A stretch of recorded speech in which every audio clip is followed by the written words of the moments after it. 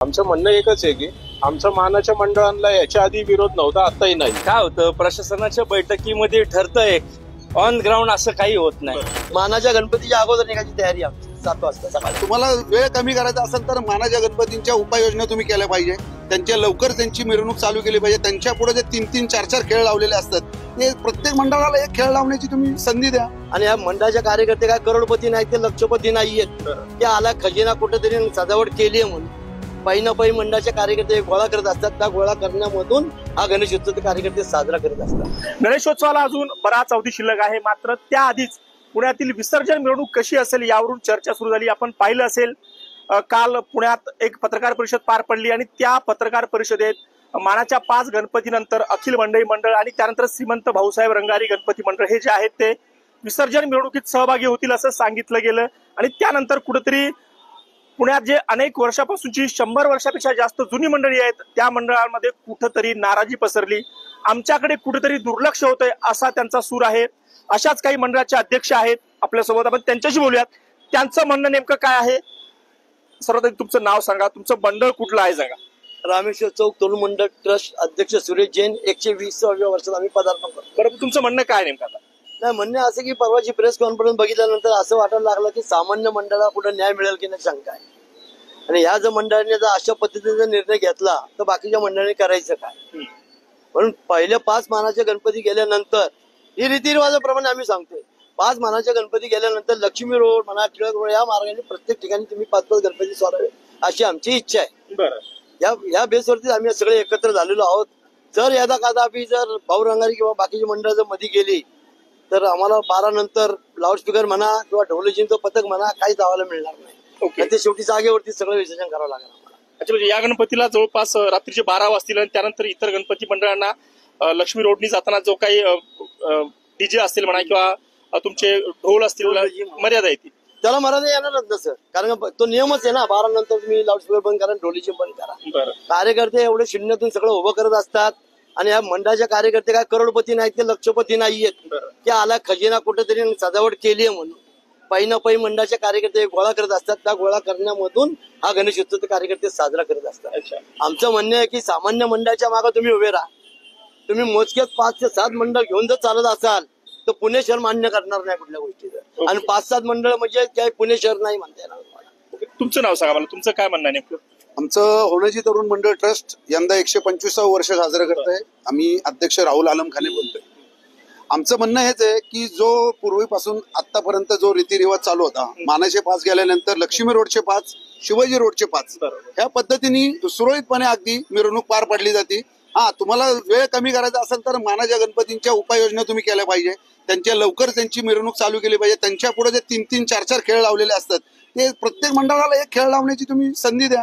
त्यामुळे प्रत्येक मंडळ लवकर पुढे सरकेल असं मला वाटतं। ओके, तुम्ही आता म्हणता की पूर्वीपासून जी प्रथा होती म्हणजे 5-5 मंडळ सोडली जायची, ही प्रथा कधीपासून बंद पडली? ही प्रथा आजही चालू आहे, ही प्रथा बंद झालेली नाही। ही प्रथा मोडण्याचा काही जण प्रकार करतायत, त्याला आमचा विरोध आहे।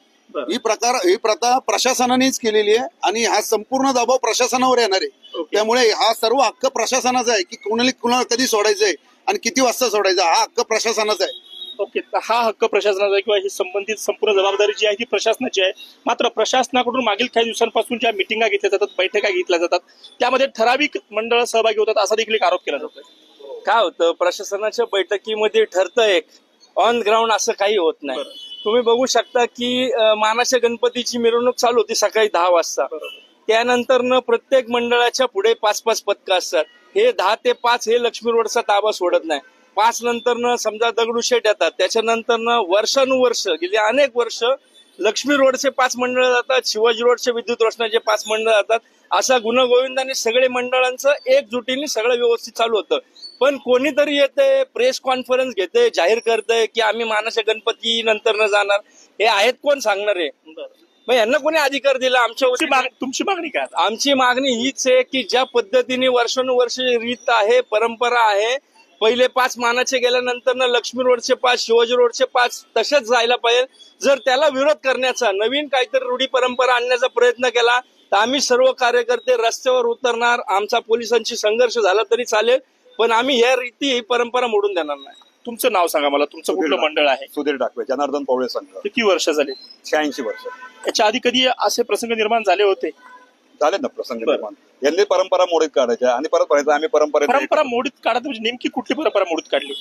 जसं गणेश भाऊंनी सांगितलं की लक्ष्मी रोडला 5 मानाचे गणपती गेले टिळक पुतळ्यापासून, की इकडचे लक्ष्मी रोडचे 5 मानाचे आपले दुसरे गणपती, तसे मग परत दत्त देवळापासूनचे 5 गणपती असे सोडा ना. जे परंपरा आहे ते परंपरेनेच चालू दे ना. बरं, आम्हाला त्याच्यावर कुठलाही आक्षेप नाहीये. अच्छा, परंपरा मोडीत कोण काढते? परंपरा आता हे स्वयंघोषित आहेत ना सगळे. बरोबर. तुमचं नाव सांगा. महाराष्ट्र तरुण मंडळ सिटी पोस्ट, हनुमंत अशोक शिंदे. किती वर्ष झाली तुमच्या गणेश? आता आमचं मंडळाचं अमृत महोत्सवी वर्ष 75व्या वर्षात पदार्पण आहे मंडळाचं. तुमचं काय म्हणणं आहे ज्या प्रकारे विसर्जन मिरवणुकीवरून जे काही चर्चा सुरू आहे? आमचं म्हणणं एकच आहे की आमच्या मानाच्या मंडळांना याच्या आधी विरोध नव्हता, आताही नाही. आता जी काही स्वयंघोषित नवीन मंडळ तयार होतात ते त्यांचा विरोध आहे आणि कायम राहणार आहे. त्यांची काही मालकी नाहीये लक्ष्मी रोडवर, आणि त्यांनी काय असं प्रशासन आहे का नाही ते कोण निर्णय घेणार आहे? बाकीच्या मंडळांना हे करून घेतलं पाहिजे ना, विचारलं पाहिजे, काहीतरी भूमिका मांडली पाहिजे. परस्पर निर्णय घेतात, मग आम्ही पण निर्णय घेणार. जर नाही ऐकलं तर आम्ही सगळे सकाळी 7 वाजता मिरवणुकीत सामील होणार लक्ष्मी रोड. काय निर्णय काय झाला? नाही, सकाळी 7ला निघायचा आमचा निर्णय झालेला सगळा. सकाळी 7 वाजता पण विसर्जन मिरवणूक मानाच्या गणपतीच्या अगोदर निघायची तयारी आमची 7 वाजता सकाळी. मग हे काही निर्णय घेणार ना तर आम्ही बी दोन्ही रस्त्याचे मंडळ, आम्ही 100 मंडळ सकाळी 7ला निघतो आणि जातो. आम्ही हलकासा उपवास करतो, नंतर ना मानाचे गणपती चालू होते. आणि आम्ही जर का 7ला निघालो तर काहीच प्रॉब्लेम नाही. ह्यांची वेळ यांना पाळता येईल, ज्यांनी भूमी वगैरे त्यांना त्या वेळेत निघू देत, काहीच नाही. आणि आता माझा एक प्रश्न आहे या मंडळाला की तुम्ही म्हणताय मानाचे वेळ चुकली, वेळ बदलली तर मान कमी होणार आहे का हो? तुम्ही वेळ बदला ना. वेळ बदलला तर मानाच्या गणपतीचा मान कमी होत नाही.